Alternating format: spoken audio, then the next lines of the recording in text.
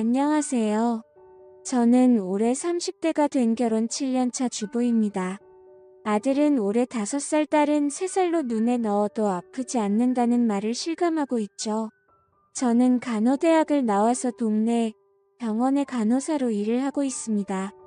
아이 둘을 키우면서 남편과 맞벌이를 할 수 있었던 것은 바로 저의 엄마 때문이었죠.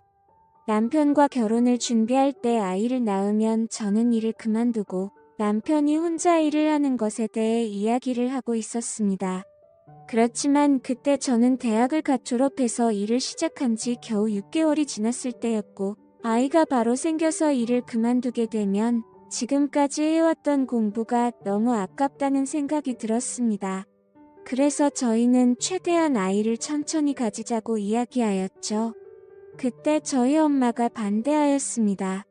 아이는 젊을 때 낳는 것이 좋다고 하시면서 엄마 집 근처로 신혼집을 마련하면 자신이 아이를 돌봐주겠다고 하였죠. 저도 그렇고 남편도 그렇고 엄마가 아이를 돌봐주면 그것만큼 마음이 편한 일이 없잖아요. 그래서 원래 제가 살던 곳에 신혼집을 장만하고 저희는 결혼을 하였습니다. 남편은 저보다 3살이 많은 직장인이었습니다. 우리는 친구의 소개로 만나서 1년 정도 연애하고 결혼을 하였지요. 남편의 아버지께서는 대학교 교수님이셨고 어머니는 일반 주부셨습니다. 대학교 교수가 돈을 얼마나 잘 버는지는 모르겠지만 그래도 꽤 풍족하게 자란 것 같았죠. 저희 결혼할 때도 시아버지께서 많이 신경을 써주셔서 신혼집도 장만하고 그랬거든요. 제 남편에게는 형이 한 분 있었는데 남편보다 2살이 많았습니다. 그런데 남편과는 아주 반대 성격의 사람이었죠. 남편은 공대를 나와서 졸업하고 바로 회사에 취직한 케이스였죠. 그리고 누가 봐도 성실하고 공부 잘하는 스타일이었습니다. 그에 비해 아주버님은 미술을 전공하고 1년 중 절반은 해외여행을 다니면서 자유롭게 인생을 즐기는 사람이었죠. 뚜렷한 직업 없이 디자인 의뢰가 오면 그때그때 일하시는 프리랜서였죠. 저는 좀 보수적인 성향이 있어서 그런 아주버님을 잘 이해 못하는 편이었습니다. 어쩌면 저의 이러한 성향 때문에 제 남편에게 반해서 결혼까지 한 것 같아요. 자유로운 성향의 아주버님이어서 제 남편이 저와 먼저 결혼하고 아주버님은 결혼에는 관심도 없어 보였습니다. 저희가 결혼하고 1년 뒤 저는 임신을 하게 되었죠. 시부모님에게 임신 사실을 알리자 시부모님은 너무 좋아하시면서 맛있는 것을 사주겠다고 주말에 나오라고 하셨죠. 그래서 식당을 예약하려고 하는데 시어머니께서 어른 6명으로 예약해 달라는 겁니다. 제가 의아해서 왜 6명인지 물어보자 시어머니는 아주버님이 여자친구를 데리고 와서 가족들에게 인사를 시키겠다고 하였습니다. 남편은 그 말을 듣고 많이 놀라며 말했습니다. 지금까지 형이 10명 넘게 여자 만났는데 부모님한테 처음으로 인사시키는 거야? 이거 왠지 결혼 생각도 있어 보이는데. 그래, 그러면 잘 된 거지. 아주버님도 언제까지 혼자서 저렇게 살 수는 없잖아. 빨리 짝 찾아서 결혼해야지. 주말이 되었고 저희 식구는 식당에 모였습니다. 시부모님은 저에게 수고했다면서 몸 조심하라고 격려도 해주시고 기분이 너무 좋아 보이셨습니다. 그때 아주버님이 여자친구와 함께 식당으로 들어왔습니다. 그런데 아주버님의 여자친구를 보자마자 저는 너무 놀라고 말았죠. 그 여자친구는 바로 저의 대학교 동기였습니다.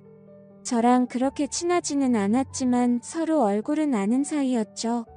저 같은 경우는 학생을 더하고 학교 생활을 좀 활발하게 한 편이었고 아주버님의 여자친구는 학교 활동도 잘 안 하는 조용한 학생이었습니다. 그런데 키도 크고 좀 마른 편이고 얼굴도 하얗고 예쁘기 때문에 아르바이트로 쇼핑몰 모델도 한다는 소문이 있었습니다. 저는 이런 자리에서 그 친구를 만날 거라는 생각을 하지도 못했었는데 세상 참 좁다는 생각이 들었습니다. 아주버님이 여자친구를 데리고 와서 저에게 인사를 시키는데 그 친구도 저를 알아보고 반갑게 인사를 하더군요. 솔직히 그렇게 반갑지는 않았지만 저도 매우 반가운 척 인사를 했습니다. 그런데 원래는 제 임신을 축하하기 위해서 모인 자리였는데 순식간에 아주버님의 여자친구를 인사시키는 자리로 바뀌어버린 것이 좀 서운해졌죠. 키를 내지 않기 위해 무진장 애를 써서 사람들은 몰랐겠죠. 인사를 했습니다. 저도 제가 마음이 임신을 왔다는 것은 인정합니다. 그럼에도 서운한 마음이 드는 것은 제가 어떻게 할 수 없는 일이었습니다. 그리고 저보다는 제 뱃속에 있는 아이가 잊혀진 것 같아 더 서운한 느낌이 들었죠. 집으로 돌아가서 저는 대학교 친구에게 전화를 했습니다. 그리고 식당에서 있었던 일을 이야기했죠. 친구는 놀라면서 말했습니다. 걔 있잖아, 남자 소문 엄청 안 좋잖아. 진짜 난 모르는데 학교에서 만나는 사람 없었던 걸로 아는데 학교에서는 없었지. 그런데 걔 쇼핑몰 모델 했었잖아. 그러면서 유부남 사진 기사랑 바람도 났었다고 그러고 남자 모델들하고 엄청 만나고 다녔대. 그리고 홍대 클럽 가면 걔 모르는 사람 없다고 그러더라. 이내 아주버님한테 조심하시라고 전해드려. 저는 친구의 말을 듣자 예전 학교에 떠돌던 소문들이 기억났습니다. 어떤 교수와 사귄다는 소문도 있었고 같은 대학교 운동선수랑 사귄다는 소문도 있었죠.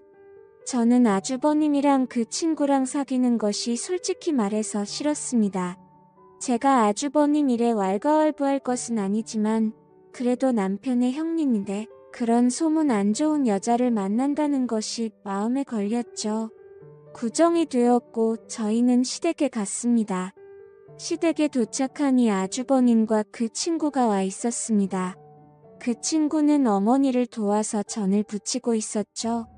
제가 일을 도와드리려고 하자 시어머니께서는 임신한 사람은 일하지 말고 쉬라고 하셨습니다.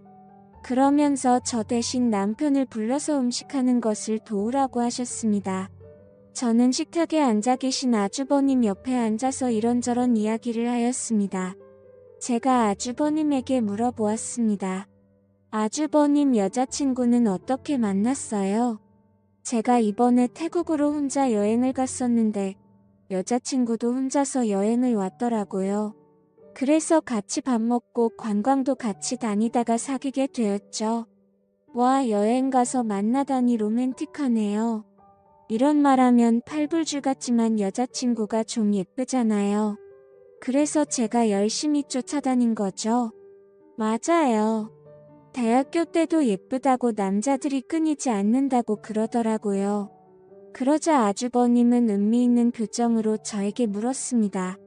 그래요, 대학교 때 인기 많았어요. 그게 저랑은 그렇게 안 친해서 잘은 모르거든요. 그런데 교수님이랑 사귄다는 소문도 있었고 쇼핑몰 모델하면서 모델들이랑 만난다는 소문도 있었고요. 그리고 홍대 클럽에서도 유명하다는 소문도 있었고요. 그러자 아주버님은 웃으면서 말했습니다. 그렇게 인기 많은 애가 내 여자친구라니 기분 좋은데요. 저는 제 귀를 의심했습니다. 아니, 남자 소문이 안 좋았다고 귀뜸을 해줬는데 그걸 인기 많은 여자 만났다고 좋아하다니 제 기준으로는 이해가 되지 않았습니다. 잠시 후 온 가족들이 둘러앉아 저녁을 먹고 있는데 아주버님이 웃으며 그 친구에게 말했습니다. 더 대학교 때 남자들한테 완전 인기 많았다면서? 그러자 그 친구는 어쩔 줄 몰라 하면서 말했죠. 아니야, 나 그런 적 없어. 그게 부끄러워할 일이야, 자랑스러워할 일이지. 내 여자친구가 예쁘다는 모든 남자들이 인정한다는 소리잖아. 난 기분이 좋은데 그러면서 허탕하게 묻는 것이었죠. 그리고 시부모님에게 그 친구와 결혼을 하겠다고 말하는 것이었습니다. 그러자 저를 제외한 모든 가족들이 격하게 축하를 해주었습니다. 특히 시어머니께서 많이 좋아하셨죠. 자신은 아주버님이 평생 결혼 같은 거 안 할 줄 알았다고 하시면서 그 친구의 손을 잡으시고는 계속 고맙다고 하였습니다. 저는 그 친구에게 악한 감정이 있는 것은 아니었지만 대학교 때 소문이 너무 안 좋아서 아주버님이 걱정되었습니다. 집에 돌아오는 길에 남편에게 제 심정을 이야기했습니다. 그러자 남편은 아주버님이 생각 없이 사는 것처럼 보여도 똑똑한 사람이라고 하면서 걱정하지 말라고 하였습니다. 저 역시도 제가 반대한다고 해서 이 결혼이 취소될 거라고는 절대 생각하지 않았습니다. 다만 마음 어디 한 군데가 계속 찜찜한 기분이었죠. 아주버님과 그 친구는 결국 결혼을 하였고 그리고 한 달 뒤에 저는 출산을 하였고 산후조리와 육아 때문에 아주버님과 형님을 만날 겨를을 없었습니다. 하루는 엄마가 아이를 봐주신다고 하면서 오랜만에 밖에 나가서 친구들과 밥이라도 먹고 오라고 하였죠. 그래서 정말 오랜만에 근처 쇼핑몰로 가서 친구들과 점심을 먹고 커피를 한잔하고 있었습니다. 그런데 난직은 실루엣이 보였습니다. 바로 제 형님이었습니다. 한껏 멋을 내고 어디론가 가는 모습이었죠. 저는 아주버님을 만나러 가나 생각하고 있었는데 어느 젊은 남자를 만나는 것이었습니다. 그리고 함께 레스토랑으로 들어갔습니다. 그리고 며칠 후 저희 시댁 식구들이 다 모일 일이 있어서 남편과 시댁으로 갔습니다. 다들 모여서 이야기를 하고 있다가 제가 형님에게 물었습니다. 얼마 전에 쇼핑몰 오지 않았어요? 그러자 형님은 아무렇지 않게 말을 했습니다. 네, 약속 있어서 갔었어요. 그런데 그걸 어떻게 알았어요? 아니, 저도 친구랑 약속 있어서 갔었는데 형님이랑 비슷하게 생긴 사람을 봐서요. 아, 그랬구나. 봤으면 인사하시지 그랬어요. 그게 너무 멀어서 확실하지도 않았고 괜히 모르는 사람이면 어쩌나 싶어서요. 그런데 그렇게 입으니까 진짜 처녀 같았어요. 그래요. 고마워요. 오랜만에 옛날에 입었던 옷 좀 꺼내서 입어봤어요. 저는 아주버님에게 말했습니다. 아주버님은 조심해야겠어요. 쇼핑몰에서 형님 봤는데 너무 젊고 예쁘게 하고 다녀서 젊은 남자들이 연락처 달라고 막 쫓아올 것 같다니까요. 저는 거기서 젊은 남자를 만났던 형님을 믿고는 것이었는데 아주버님은 크게 웃으면서 말했습니다. 그러니까요. 이거 혼인신고서라도 코팅해서 목걸이로 걸어줘야겠어요. 그래야 안심이 되지. 안녕하세요. 저는 올해 30대가 되었. 저는 아주버님의 아무렇지도 않은 듯한 반응에 또 놀라고 말했습니다. 저는 좀 더 강하게 말하였습니다. 형님, 그런데 그 사람 누구예요? 잘생겼던데. 제 말을 들은 아주버님이 형님에게 물었습니다. 뭐야, 그날 가서 남자 만났어. 그러자 형님은 당당하게 말했습니다. 친한 동생이 이번에 취직했다고 맛있는 거 사주겠다고 해서 나갔었어. 그러자 아주버님은 형님에게 말했습니다. 그래서 맛있는 건 왕창 얻어먹고 왔어. 당연하지. 그날 배 터지게 먹고 왔어. 잘했어. 저는 두 사람의 대화를 듣고 좀 어이가 없었습니다. 아주버님에게 누구 만나는지 말도 안 하고 나가서 젊은 남자를 만나고 왔는데 그걸 또 아무렇지도 않게 넘어가는 아주버님도 이해가 안 갔습니다. 명절 때 시댁에 다들 모여서 식사를 하던 중에 과거 형님이 쇼핑몰 모델이었다는 이야기를 제가 했었습니다. 그리고 제가 예전 사진을 찾아서 아주버님에게 보여주었죠. 예전 사진 중에는 노출이 좀 있는 사진도 있었고 남자 모델들과 찍은 사진도 있었죠. 그러면서 저는 은근슬쩍 말했습니다. 너무 예쁘지 않아요? 이때는 남자들한테 그렇게 인기가 많았어요 라고 말하자 아주버님은 또 껄껄 웃으시며 말했습니다. 진짜 인기 많을 만하네요. 저는 다른 시댁 식구들은 안 들리게 아주버님에게 이야기했습니다. 아주버님, 이런 사진 찍는 거나 남자한테 인기 많았다는 거 아무렇지도 않아요. 그러자 아주버님은 별일 아니라는 식으로 이야기했습니다. 어렸을 때 이 사람 저 사람 만나봐야지 나중에 실수하지 않는 거라고 생각해요. 그리고 대학교 때 면접 만나기 전이잖아요. 저랑 만나고 나서 잘하면 됐지 이전에 어땠는지는 별로 신경 안 써요. 저는 그날 이후로는 아주버님과 형님에 대해서 아무 말도 하지 않았습니다. 아주버님이 저렇게 생각하는데 제가 말을 꺼내봤자 무슨 의미가 있겠. 그렇지만 형님의 과거가 신경 쓰이는 것은 어쩔 수 없었습니다. 오지랖이라고 할 수도 있겠지만 아주버님도 가족인데 신경 안 쓰는 것도 도리가 아닌 것 같았고 그냥 혼자서 스트레스 받으며 지내고 있었죠. 그러던 중 시어머니께서 교통사고로 갑작스럽게 돌아가시고 말았습니다. 시어머니께서 타고 있던 택시가 터널에서 다른 차량과 접촉사고가 났는데 택시가 터널 벽에 심하게 부딪히면서 어머니는 그 자리에서 바로 사망하시고 말았죠. 저희 식구들은 모두 큰 슬픔에 빠지고 말았습니다. 무엇보다도 시아버지께서 너무 슬퍼하셨습니다. 그날 이후 제대로 드시지도 못하시고 혼자 멍하게 앉아 계시면서 하루 종일 담배만 피셨죠. 제 남편도 그렇고 아주버님도 그렇고 다른 제정신이 아닌 사람들처럼 보였습니다. 그렇게 1년이라는 시간이 흘렀고 이제 어느 정도 정리가 된 듯한 느낌이었습니다. 어느 날 아주버님이 남편과 저를 불러서 상의할 일이 있다고 하였습니다. 그래서 아주버님과 형님 그리고 저희 부부는 식당에 모여서 이야기를 나눴습니다. 주된 이야기는 바로 시아버지의 문제였습니다. 시아버지는 서울 근교에 전원주택을 지으셔서 살고 계셨습니다. 그런데 시어머니께서 돌아가시고 혼자 남으셔서 평소에 식사하시는 것도 문제가 될 것 같아 다들 걱정하고 있었죠. 그래서 아주버님은 자신들이 아이도 없고 형님도 일을 쉬고 있는 상태이고 자신도 정식으로 회사에 출근하는 사람이 아니니 자신들이 시아버지를 모시고 살겠다고 하는 것이었습니다. 사실 저희 집은 아이들 때문에 제 부모님 집과 가까운 곳에 살고 있어서 시댁과는 거리가 꽤 되는 편입니다. 그래서 평소에도 시댁에 자주 가기가 힘들었죠. 그에 비해 아주버님들은 원래도 시댁 근처에 있었고 평소에도 자주 시부모님을 찾아뵈어서 형님도 그렇고 시부모님과 매우 친하게 지내고 있었습니다. 아주버님은 자신들이 살고 있는 집을 처분하고 시아버지의 주택으로 가겠다고 한 것이었죠. 제 남편은 아주버님에게 너무 미안해하며 고마워했죠.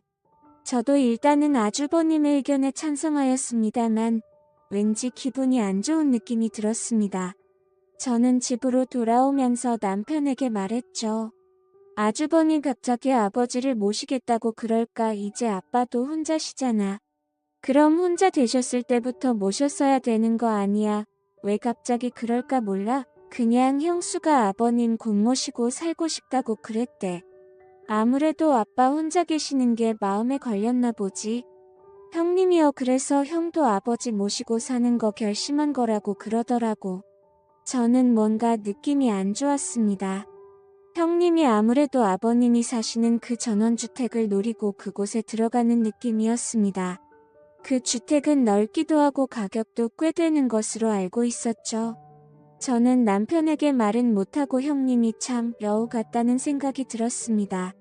괜히 이런 이야기 했다가 남편이 괜한 오해한다고 뭐라고 할 것 같았죠. 솔직히 저희는 그 전원주택 없어도 사는데 아무 지장도 없고 그리고 지금까지 욕심을 내본 적도 없습니다. 그런데 사람이 참 감사한 게 형님이 그 주택을 노린다는 생각이 들자 저도 갑자기 그 주택에 사심이 욕심이 생기더라고요. 저는 집으로 돌아와서도 계속 욕심을 내지 말자 다짐했습니다. 그래 형님이 아버님을 모시고 사는 것만으로도 충분히 집값 하는 거야. 그러니까 이해하자. 하지만 마음은 그렇지 않았죠. 추석 연휴가 다가왔고 제가 다니던 병원이 때마침 인테리어 공사를 하게 되어서 저는 의도치 않게 10일이 넘는 휴가를 얻게 되었습니다. 그냥 집에서 푹 쉬고 싶었는데 아이들이 놀러가고 싶다고 노래를 부르더군요. 그래서 이번에 시아버지 댁에 며칠간이 있을 결심을 했습니다. 아주버님과 형님 사이에는 아직 아이가 없었고 저희는 아이가 둘이나 있었죠. 그리고 시아버지께서는 저희 아이들만 보면 뒤로 넘어갈 정도로 아끼고 좋아하셨습니다. 생각해보니 형님은 시아버지와 함께 살며 이쁨도 받고 서로 친하게 지낼 텐데 왠지 우리 아이들이랑 저만 소외당할 것만 같은 생각도 좀 들었죠. 저는 남편에게 제 생각을 이야기하니 남편도 흔쾌히 허락해 주었습니다. 그리고 남편은 지금 아주버님께서는 일 때문에 외국에 잠깐 나가 있는 상태라 아버님이 더 전해하실 거라면서 아이들이 가면 좋아하실 거라고 말했죠. 저는 짐을 챙겨 아이들과 시아버지 댁으로 갔죠. 저희가 가자 시아버지와 형님은 너무 좋아하더라고요. 아이들도 시골의 좋은 공기를 마시면서 마당에서 시아버지와 함께 놀며 즐거운 시간을 보냈습니다. 저는 옆에 형님이 있는 것을 보고 형님 시골에 온 지도 이제 2년째인데 어때요? 살만해요? 네, 좋아요. 공기도 좋고 여유롭고 그런데 좀 심심하지 않아요. 여기 보니까 근처에 아무것도 없던데 그렇게 심심할 겨를도 없어요. 집안일 하고 아버님 챙겨드리고 그러면 하루가 다 지나가 있어요. 그때 아이들과 함께 있던 시아버지께서 좀 피곤하신지 자리에 털썩 앉으셨습니다. 그러자 형님은 급하게 시아버지에게 달려갔고 시아버지를 부축하였습니다. 그리고 시아버지는 그런 형님이 고마운지 형님의 손을 꼭 잡고 일어나셔서 형님의 어깨를 토닥여 주셨죠. 저는 속으로 두 사람이 함께 살면서 많이 친해졌구나 하고 생각했습니다. 그날 밤 저는 아이들과 함께 있다가 초저녁에 잠이 들었습니다. 그래서 밤 10시쯤에 눈을 떴습니다. 다들 잠을 자는지 밖은 조용했지요. 저는 물을 마시려고 거실로 나왔는데 시아버지 방에서 이상한 소리가 들리는 것이었습니다. 저는 시아버지 방문에 귀를 가까이 가져갔습니다. 그러자 시아버지의 거친 숨소리가 들려왔습니다. 저는 너무 놀라서 하마터면 들고 있던 물컵을 떨어뜨릴 뻔했죠. 저는 심호흡을 하고 다시 귀를 가까이 댔습니다. 분명 시아버지의 거친 숨소리가 들렸습니다. 정확하진 않아도 소리를 참는 듯한 소리였죠. 그리고 얼마 뒤 그 소리는 사라졌습니다. 그리고 뒤이어 들려오는 또 하나의 숨소리가 있었죠. 그것은 여성의 가는 한숨 소리였습니다. 그리고 여성의 목소리가 들렸습니다. 그 목소리는 바로 형님의 목소리였습니다. 아버님, 아무래도 동서랑 조카들이 와서 지금 시간에는 힘들 것 같아요. 내일부터는 1시간 정도 뒤에 올게요. 조금만 참으세요. 아셨죠? 그래, 우리 세아가 없었으면 어쩔 뻔했니? 아니에요. 제가 좋아서 이러는 건데요. 저는 그들의 대화를 듣고 심장이 떨어지는 듯한 느낌이었습니다. 그리고 달그락거리는 소리가 들려서 저는 얼른 아이들이 있는 방으로 들어왔습니다. 시아버지와 형님의 신음소리와 그들의 대화까지 저는 이 사실을 믿을 수 없었습니다. 저는 한 번 더 사실을 확인해야겠다는 생각이 들었죠. 다음 날 저는 아이들을 모두 재워놓고 저도 자겠다고 인사를 드리고 방으로 들어갔습니다. 그리고 저의 모든 신경은 거실로 향해 있었죠. 밖에서 인기척이 들리고 방문이 열리고 닫히는 소리가 들렸습니다. 저는 몰래 나와서 시아버지 방 앞에 서서 방문에 귀를 댔습니다. 그리고 그 안에서 녹음없이 시아버지의 신음소리가 들렸죠. 이건 분명했습니다. 게다가 형님은 예전부터 남자 관계가 좋지 않았다는 소문이 많았죠. 아니, 땐 굴뚝에 연기 나지 않는다는 옛말도 있었고 사람은 고쳐 쓰는 것이 아니라는 말도 생각이 났습니다. 그렇지만 아무리 남자가 궁해도 시아버지와 저런 관계를 맺다니 저는 너무나 큰 충격에 빠졌죠. 저는 마음을 단호하게 먹고 형님에게 따지기로 마음먹었습니다. 저는 식탁에 앉아서 형님이 나오기를 기다렸습니다. 잠시 뒤에 형님은 자그마한 가방을 들고 시아버지 방에서 나왔습니다. 그리고 식탁에 불이 켜져 있는 것을 보고는 화들짝 놀랐죠. 저는 형님에게 차갑게 말했습니다. 잠깐 저랑 말 좀 해요. 그러자 형님은 알겠다고 하면서 식탁에 앉았습니다. 저는 단도직입적으로 물었습니다. 이 야심한 밤에 아버님 방에서 뭐하고 있었던 거예요? 형님은 아무 말도 못하고 고개를 숙였습니다. 저는 말을 이어갔습니다. 아니, 왜 아무 말도 못해요? 이러는 거 아주버님은 알고 계세요. 네, 그이는 알고 있죠. 그리고 그이가 부탁한 일이기도 하고요. 저는 그 말을 듣고 너무 놀랐습니다. 뭐라고요? 아주버님이 부탁을 했다고요? 아니 세상에 어떻게 아마 도련님이었어도 그랬을 거예요. 그러니까 너무 뭐라고 하지 마세요. 저는 그 말이 더욱 어이가 없었습니다. 뭐라고요? 내 남편이어도 그랬다고요? 그러자 형님은 담담히 말했죠. 네. 동서도 나랑 같이 간호학과 나왔고 지금도 간호사로 일하고 있으니까 동서도 할 수 있는 일이죠.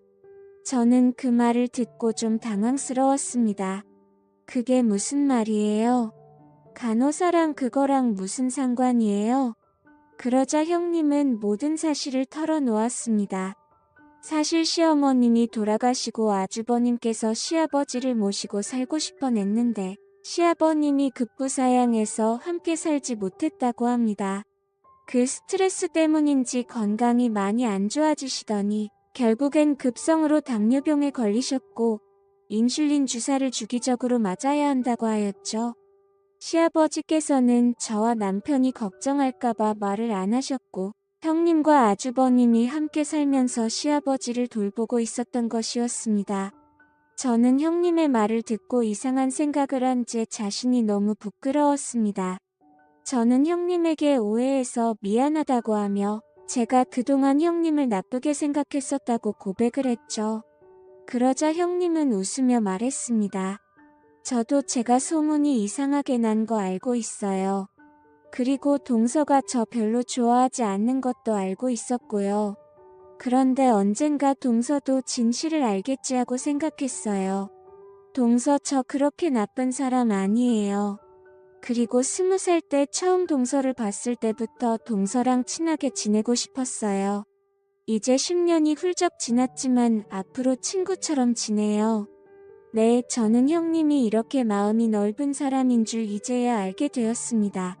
그리고 편협하게 형님을 생각했던 제 자신의 후회 있죠. 저는 형님에게 말했습니다. 네, 앞으로 우리 친하게 지내요. 그리고 저도 주말에 와서 아버님 챙길 테니까 아주버님이랑 주말에 놀러도 가고 그러세요. 저도 이 집 며느리인데 이런 일은 함께 해야죠. 그렇게 저에게는 또 하나의 가족과 가장 친한 친구가 생겼습니다. 지금까지 제 사연을 들어주셔서 감사합니다.